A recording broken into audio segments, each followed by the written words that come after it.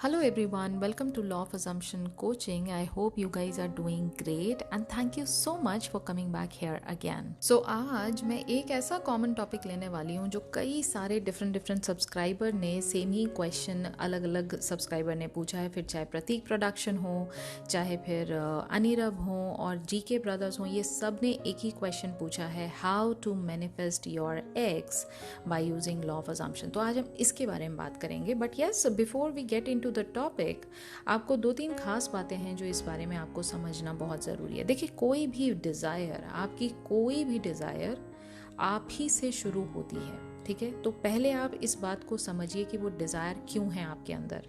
वो डिज़ायर इसलिए है क्योंकि उसकी होने की पॉसिबिलिटी भी है। जैसे कहते हैं ना कि अगर एक प्रॉब्लम है तो उसका सल्यूशन भी है। प्रॉब्लम इसीलिए हुई है क्योंकि कहीं ना कहीं उस प्रॉब्लम के अंदर उसका सल्यूशन भी है। तो डिज़ायर कोई भी हो, डिज़ायर कैसी भी हो, डिज़ायर अगर आपके कॉन्शियसनेस में अराइज हुई है, दैट मीन्स कि वो डिज़ायर का फुलफिलमेंट भी आपको डेफिनेटली आपके डेस्टिनी में लिखा है। और अगर आप step by step process manifestation का करते हैं, ये बात मान के कि yes, the entire creation in your 3D reality is created by you and you only. फिर चाहे वो किसी पर्सन की बात हो, फिर वो चाहे कोई सर्कमस्टांसेस की बात हो, जो भी चीज़ें आप अपने फिजिकल वर्ल्ड में देखते हैं, महसूस करते हैं, फील करते हैं, उसका फुलफिलमेंट लेते हैं, वो सारी की सारी चीज़ें आपकी खुद की बनाई हुई हैं। तो सेम कॉन्सेप्ट पर अब मैं आपके एसपी के बारे में बात करती हूँ। तो yes, that person who now you claim as your ex was at one point was your SP, ठीक है। फिर वो कोई भी आपका एसपी रहा हो। अब वो एसपी आपकी लाइफ में क्यों आया, पहले आपको ये समझना चाहिए, ठीक है। The person who is reflecting those traits, आपको महसूस होता है ना that I am so much in love with this person, I am dying to have this person in my life because yes, I feel so comfortable, I feel so loved। और आपको ऐसा लगता है कि इस पर्सन के साथ मुझे बहुत सारी खुशियाँ महसूस होती हैं। ये पर्सन को ये रोल आपने प्ले करने के लिए दिया है, ठीक है। क्योंकि अगर आप 2 साल पहले या जब भी वो पर्सन आपकी लाइफ में नहीं आया था, जब आप उस टाइमलाइन में जाएंगे तो ये पर्सन तब भी एग्जिस्ट करता था, लेकिन इस पर्सन के लिए आपके मन में कोई फीलिंग नहीं थी, राइट। तो जब ये फीलिंग्स आपके मन में अराइज हुई है, वो इसलिए अराइज हुई है क्योंकि you have created some kind of internal shift within your internal world. तो जब भी आप अपने इंटरनल वर्ल्ड में अपने आप को लेकर, यानी अपने सेल्फ कॉन्सेप्ट में कोई बदलाव लेकर आते हैं, things are going to change in your 3D reality because as per Neville Goddard ने साफ ये बात कही है कि everyone and everything is you pushed out, the concept of IPO। अगर आप लोगों ने नेविल गोडार्ड की कोई भी बुक्स नहीं पढ़ी हैं, then I would strongly recommend to read at least some of his books, starting from the book by the name feeling is the secret. आप वहाँ से शुरुआत कर सकते हैं। प्लीज़ डू रीड नेविल, क्योंकि लॉ ऑफ अजम्पशन को समझने के लिए नेविल गोडार्ड की बुक्स को पढ़ना भी बहुत ज़रूरी है, ठीक है। ऑब्वियसली मैं यहाँ पर आपके लिए चीज़ें सिंप्लीफाई करके लेकर आती हूँ, बट फिर भी जो कॉन्सेप्चुअल टर्म्स हैं उनको डिटेल में समझने के लिए आपको बुक्स का सहारा लेना चाहिए। तो जो भी पर्सन आपकी लाइफ में आता है वो आपके ही इंटरनल वर्ल्ड का एक क्रिएशन है जो वो आपको रिफ्लेक्ट कर रहा है। तो अगर आज आपको ये लगता है अपने बारे में that I am one of a kind, और अगर आप आज सेल्फ कॉन्सेप्ट में ये बात मान के चलते हैं that you are one of the most beloved person, आपके 3D रियलिटी में हर बंदे के आप चाहते हैं। जब आप ऐसे सेल्फ कॉन्सेप्ट के साथ जीते हैं तो आप अपनी निगाहों में, आप अपनी खुद की आइज़ में, आप अपने आप की वर्दीनेस को बहुत ज़्यादा बढ़ा रहे हैं, ठीक है। अब आप as a creator, as a god actually अपने आप को एक्सेप्ट करके बैठे हैं और इस फैक्ट को आप चेरिश कर रहे हैं, इस फैक्ट को आप सेलिब्रेट कर रहे हैं। And because of this thinking because of this underlying belief about yourself. You see that there is one person who is now displaying all these traits and you are feeling exactly like that.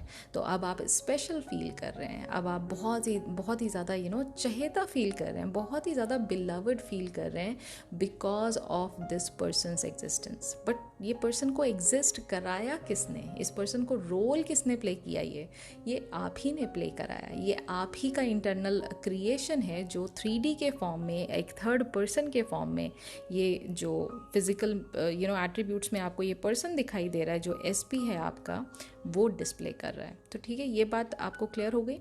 अब बढ़ते हैं आगे. अब जब इस person को आप अपने से ज़्यादा इम्पोर्टेंस देने लग जाएंगे, देखिए एक सिंपल रूल मैं आपको समझाती हूँ. जब भी आप गॉड ऑफ द रियलिटी का रोल प्ले कर रहे हैं, you should always always always be on top. What do I mean by that? मेरा कहने का मतलब यहाँ ये है, आपने जब भी अपने आप से ऊपर किसी और डिज़ायर को, किसी पर्सन को, किसी ट्रेट को, किसी मॉनिटरी थिंग को, किसी भी चीज़ को अगर आपने अपने से ऊपर रख दिया, तो सीधी सीधी बात है कि आपकी अपनी जो खुद की क्रिएटेड पावर्स हैं, खुद की जो एक इनफाइनाइट पावर्स जो आपके अंदर हैं, वो सारी की सारी पावर्स यूजलेस हो जाती हैं. मैं इसका बहुत ही सिंप्लीफाइड वर्जन आपको समझाती हूँ. ऐसा समझ के चलिए कि एक ना थ्रोन है, उस थ्रोन पर जो बंदा बैठता है, जैसे राजा का एक सिंहासन होता है, तो उस राजा के सिंहासन पे बैठते ही सबके सब लोग उसकी हर एक बात को मानने लग जाते हैं. There is no one above him, right? तो उस थ्रोन की रेलेवेंस बहुत ज़्यादा इंपॉर्टेंस है, उस क्राउन की रेलेवेंस बहुत ज़्यादा इंपॉर्टेंट है. अगर उस थ्रोन पर कोई भी चीज़ और आके बैठ जाती है, कोई भी पर्सन और दूसरा आके बैठ जाता है, तो आपका तो राजा का पोजीशन चला गया ना. और जैसे आपने राजा का डेजिग्नेशन खो दिया, अब आपके वर्ड की कोई वैल्यू नहीं रह गई. अब आपके पास वो अथॉरिटी नहीं रह गई है कि आप अपनी बात को मनवा सकें. ठीक है, दैट इज़ वाई जब भी आप अपने से ज़्यादा सामने वाले को इतना इम्पोर्टेंस देने लग जाते हैं, उसके लिए डेस्परेशन आपका होने लग जाता है, ऑब्सेशन हो जाता है कि अगर कहीं ना कहीं आपको ऐसा लगता है कि ये पर्सन सिर्फ मेरे साथ रहे, ये किसी और के साथ कभी शेयर ना हो, इसका प्यार सिर्फ मेरे लिए है. और जब ये सारी चीज़ें आप ऑब्सेसिवनेस के साथ कंपल्सिवनेस, ऑब्सेसिवनेस, ये सारे जो ट्रेट्स हैं आपके रिलेशनशिप में ऐड ऑन होने लग जाते हैं, कहीं ना कहीं आप सामने वाले को उस सिंहासन पे, उस थ्रोन पे, उस क्राउन के साथ बिठा देते हैं. तो अब आप अपनी पावर्स को तो अब एक्सरसाइज कर ही नहीं सकते हैं. एम आई राइट और रॉन्ग? तो ये एक सिंप्लीफाइड वर्जन था आपको ये समझाने का कि आपके अंदर की जो पावर है वो आपकी तभी पावर काम करेगी जब आप एक्चुअल में ये बात को एक्सेप्ट करें कि you are the god of your reality and there is nothing above you. ये जो डिज़ायर्स हैं ये आप ही के लिए बनी हैं, और जिस प्रोसेस के साथ आप चलेंगे, अगर उसको स्टेप बाय स्टेप करेंगे, ये प्रोसेस आपका, ये डिज़ायर्स आपको देगा ही देगा. ठीक है, ऐसा नहीं है कि ये डिज़ायर नहीं मिली तो लाइफ ख़त्म हो गई और मेरे लाइफ में कुछ नहीं बचा, मैं बहुत छोटा सा इंसान बन जाऊंगा, मैं ये हो जाएगा, मैं वो हो जाएगा. जब भी आप इतनी ज़्यादा ऑब्सेशन एक डिज़ायर के साथ करेंगे, वो डिज़ायर कभी आपके हाथ नहीं आएगी. और जिसको कहा जाता है you are chasing your desire, you should not be chasing your desire, you should be attracting your desire. ठीक है, अब आती है बात यही सेम SP के X हो जाने की. तो जब आप SP X क्यों हो जाता है? कोई भी रीज़न की वजह से आपका ब्रेकअप हो गया. वो ये हो सकता है कि अंडरस्टैंडिंग नहीं बनी, ये हो सकता है कि फैमिली प्रेशर में आके सामने वाले ने ऐसा काम कर दिया, ये हो सकता है कि आपके कुछ इंटरनल जेलसी, इंटरनल एनवियस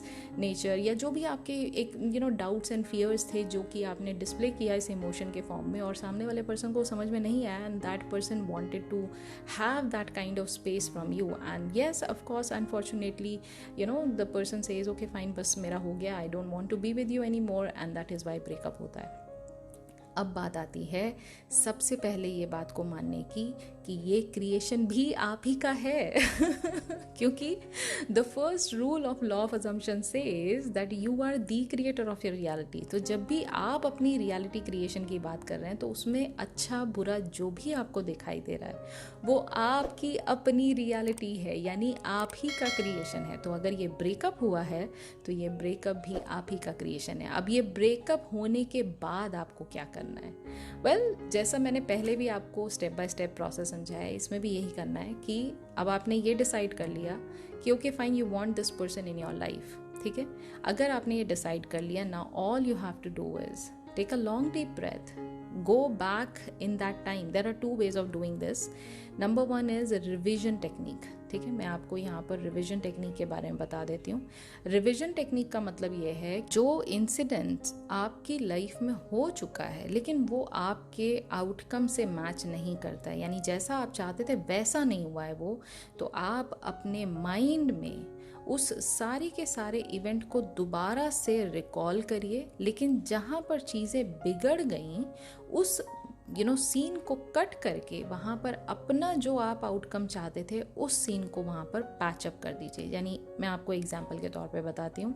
जिस दिन आपकी लड़ाई हुई होगी, जिस दिन आपका ब्रेकअप हुआ होगा, उस दिन आप कहीं ना कहीं मिले होंगे, कहीं ना कहीं आपने कुछ बातें की होंगी, कुछ फ़ोन पर बातें की होंगी. आपको क्या करना है, वो सारा कॉन्वर्सेशन याद करना है. उस दिन आपने बिल्कुल जैसे आप नॉर्मली दिन जी रहे थे ऐसे ही पूरा आपको डे बाय डे पूरे दिन का जो स्केड्यूल है वो आपको रिकॉल करना है मेडिटेशन करने के बाद. और फिर जैसे कॉन्वर्सेशन इट वेंट साउथ, आपको उस कॉन्वर्सेशन का पार्ट कट करके वहाँ पर आपको revised version of this incident आपको वहाँ पेस्ट करना है. तो इंस्टेड ऑफ यू रिकॉलिंग कि सामने वाले पर्सन ने कहा I don't want you to be with me any more और let's break up, instead of listening to these dialogues from your SP, you are going to listen that she or he is telling you that okay, हो गया यार, लड़ाई हो गई, ख़त्म करो. I am so much in love with you that I cannot stretch this fight anymore. Let's patch up यार. It's okay, it's fine, whatever happened. आपकी गलती थी, मेरी गलती थी, पैच अप करते हैं, ख़त्म करते हैं. I am so much in love with you, I can not live without you, let's be normal now. This is what you are going to listen, okay? And now once you have created this scene in your mind, now you are going to repeat the whole revision imaginal act over and over again until you start feeling saturated. तो saturation मैंने आपको पहले हर video में almost समझाया कि saturation का मतलब ये हुआ कि आप इस बात को इतना ज़्यादा फील कर चुके हैं कि अब आपको ये लगता है यही आपकी सच्चाई है और अब इसके बाद आपको बोर फील होने लग रहा है. यही सेम सीन को देख देख के अब आप बोर फील कर रहे हैं. Now is the time to drop the scene. Okay, now is the time to just make you feel, make yourself feel completely comfortable about the whole situation, and in your mind that episode never happened because now there is a new reality. वो जो incidents हुआ था जो बहुत ही ज़्यादा painful, बहुत ही ज़्यादा hurtful incident था, अब आपने उसकी जगह नया इंसिडेंट जो आपने क्रिएट किया है वही आपकी मेमोरी में रहना चाहिए. उसी चीज़ को आपको बार बार रिकॉल करना चाहिए. ठीक है, तो ये हुआ पार्ट नंबर 1. सेकेंड पार्ट में अगर आप रिविजन नहीं कर सकते हैं, आपको वो दिन के बहुत सारे जो फ्रेगमेंट ऑफ इमेजिनेशन जो आपकी होनी चाहिए वो आपको नहीं रिकॉल हो रही है, what you can do is you can go and create a scene जहाँ पर the same SP is with you right now. The same SP is with you, and the SP is madly in love with you. You both are so much in love with each other that you are now planning to get married. Okay, this is what you are going to imagine. Forget about what has happened in the past. वो scene को आप याद भी मत करो. आप ये जगह पे, इस मोमेंट पे इस बात का एहसास करिए कि ये SP, the same person who you want in your life, that same person is already in your life, and you both are so happily in love with each other. You both are so happily connected to each other at that level that now you have started to think about spending the life together. ठीक है, तो ये feeling आपको आनी चाहिए. और जब ये एहसास आपको होने लग जाए, इस बात को 5 सेंसेस को इन्वॉल्व करके इतना डीपली महसूस करिए कि this is your current reality. This is not your future reality, this is your current reality. And once you are there, now you just repeat the whole scene over and over and over again. और इसके बाद एक मैं आपको bonus tip यहाँ दे रही हूँ जो कि बहुत ही ज़्यादा इफेक्टिवली काम करता है। जब आप इस पूरे के पूरे सेंसेशनल इमेजिनेशनल एक्ट को करके हटते हैं, जहाँ पर इतना अच्छा आपको गुड फील लग रहा है कि जो आप चाहते थे वैसा हो चुका है, and everything is like happening to you right in this moment, you are being loved, you are happily asked by your SP that he or she wants to marry you. There is just so much to look forward to in the future by both of you. जब आप इस feeling का एहसास करके हटते हैं, when you open your eyes, now take your pen and diary and write down a gratitude journal, जिसके अंदर आप इस बात का बार बार शुक्रिया कर रहे हैं कि थैंक यू सो मच मेरी लाइफ में आने के लिए, थैंक यू सो मच मुझे चुनने के लिए अपना life partner, thank you so much for holding my hand and deciding to spend the rest of the life with me, and thank you so much for deciding that we are going to go all together. This is something which you are going to write from the bottom of your heart. ठीक है, feel करके इस बात को दिल से लिखिए कि आपको कितना ग्रैटिट्यूड है इस बात का, लाइफ में कितनी सारी खुशियाँ आपकी आ गई हैं और कितना अच्छा महसूस कर रहे हैं आप। ठीक है, every time when you are writing a gratitude journal after doing the meditation, after doing the imaginal act, it is going to amplify the whole process. ये पूरा का पूरा प्रोसेस आपका कई गुना फास्टन अप कर देता है। ठीक है, लेकिन ये सारी चीज़ें फॉर्मेलिटी के तौर पे आपको नहीं करनी है, जैसा मैंने पहले भी कई बार बताया, ये आपको इसलिए करना है क्योंकि ये आप सब कुछ फील कर रहे हैं। जब आप फीलिंग के साथ ये सारी बातों को लिखते हैं, ये सारी बातों को मीन करते हैं, 3D is not going to have any other choice but to reflect back this new creation of yours. ठीक है, सो ये हुआ आपका step by step process. Now once you are done with the whole visualization thing, once you are done with the entire imaginational act, आपने journal भी लिख लिया, ग्रैटिट्यूड भी बोल दिया, रेपिटेशन भी कई दिन कर लिया आपने, अब आपको जब बोर्डम फील होने लग गया है, ड्रॉप इट। इसको दोबारा करने की ज़रूरत नहीं है। 2 दिन 4 दिन जितना भी आपको टाइम लग रहा है, उस पॉइंट ऑफ सैचुरेशन पे पहुंचने के लिए आप डेली ग्रैटिट्यूड जर्नल लिख रहे हैं और बार बार अपनी बातों को एक्सप्रेस कर रहे हैं कि कितना ज़्यादा आपकी लाइफ के अंदर पॉजिटिविटी आ गई है इस पूरी के पूरे चेंजेस की वजह से। Once you reach that point of saturation, now is the time to drop it. और ड्रॉप करने का मतलब ये नहीं होता है कि अब आपको इसके बारे में बिल्कुल नहीं सोचना है, अब आपको मतलब इस बारे में ऐसा कुछ देखना नहीं है, कुछ रिकॉल नहीं करना, नहीं, ऐसा नहीं है।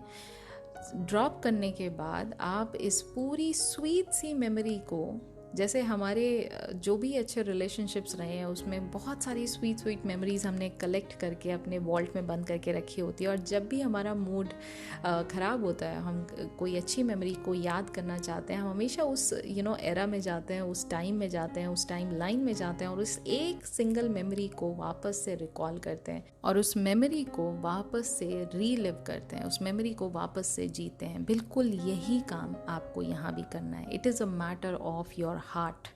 यहाँ पर आपकी फीलिंग्स इन्वॉल्व हैं उस पर्सन के साथ। ठीक है, तो जब भी इस बात को आपको याद करना हो, आप ये पूरा का पूरा imaginal act as a memory के तौर पे रिकॉल करिए। और जब भी आप ये रिकॉल करने के बाद वापस 3D में जाएं, you are already living in the state of knowing that it is done. ये जो नोइंग है, नॉलेज है ये इस बात की कि ये ऑलरेडी हो चुका है, यही आपकी 3D रियलिटी में क्रिएशन का कारण बनता है। ठीक है, तो आपको एक्ट एज इफ या लिविंग इन द इन 24/7 ये सब करने की ज़रूरत नहीं है। सिर्फ इस बात का एक्सेप्टेंस कि ये ऑलरेडी हो चुका है, इस बात की नोइंग, इस बात का नॉलेज कि हाँ ये मेरे जहन में, मेरे बैक ऑफ द माइंड में ये ऑलरेडी है कि this is done, it is good enough. आपको कुछ और करने की ज़रूरत नहीं है। ठीक है, और let the subconscious mind take control and let it bring you what you desire. ठीक है। सो ये थी आज की वीडियो। थोड़ा सा वीडियो लंबी हो गई है, लेकिन मैं पूरी उम्मीद कर रही हूँ कि आपको ये वीडियो बहुत ज़्यादा डिटेल में सुनने के बाद मज़ा भी आया होगा और इसमें काफ़ी सारे आपको अच्छे से इंसाइट्स मिले होंगे। तो यस, अगर आज की वीडियो आपको पसंद आई है तो please do not forget to give it a big fat thumbs up and don't forget to subscribe to my channel as I come up with lots and lots of interesting stuff based on Neville Goddard's teaching. तो ये सारी चीज़ें, ये सब कुछ मैं हिंदी में आपके लिए बनाती हूँ ताकि आपकी लाइफ में भी वो बेहतरीन चेंजेस आ सकें लॉ ऑफ अजम्पशन यूज़ करने के बाद। So that's it. ये था आज का आपका मनपसंद टॉपिक। अगर और भी कोई क्वेश्चन है आपके, और भी कोई इंपॉर्टेंट एस्पेक्ट है जो आप कवर करना चाहते हैं through this channel, you can always comment me down in the comment section. I try to respond you. अगर रिस्पॉन्स करने में मुझे लगता है कि बहुत बड़ा मैसेज होगा तो मैं आपके लिए बाकायदा एक डेडिकेटेड वीडियो भी बना दूंगी। Totally up to you how you want to go about it, but yes, do like, do share and do subscribe, and I'll be meeting you very very soon in the next video. तब तक अपना ख्याल रखिए and happy manifesting.